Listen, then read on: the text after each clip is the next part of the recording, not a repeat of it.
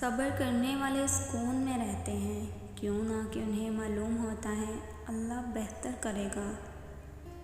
माफ़ कर देने से इंसान की अपनी रूह पाक हो जाती है।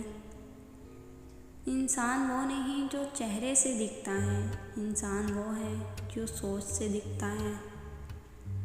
बहुत से ऐब जो आप दूसरों में देखते हैं, इनमें आपकी अपनी फितरत झलकती है।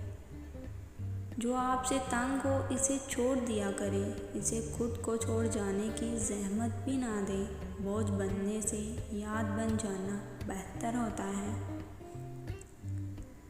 दिल किसी से कितना भी खफा हो जाए, तुम खामोश हो जाना, लेकिन बेअदबी ना करना।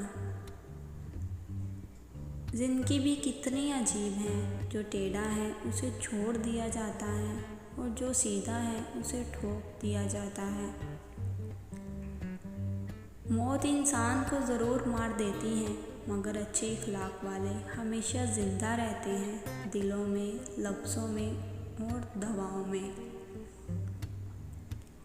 हमेशा ज़िंदगी इस तरह बसर करें कि देखने वाले तुम्हारे दर्द पर अफसोस की बजाय तुम्हारे सब्र पर रश्क करें।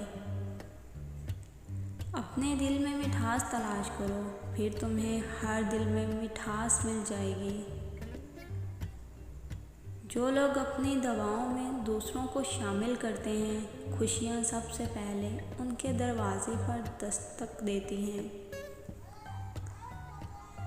ज़िंदगी इस तरह भी इम्तिहान लेती है, मरे हुए इंसान को फिर मार देती है। जिससे करनी थी हज़ार बातें, वह एक ही बात से उकता गया था।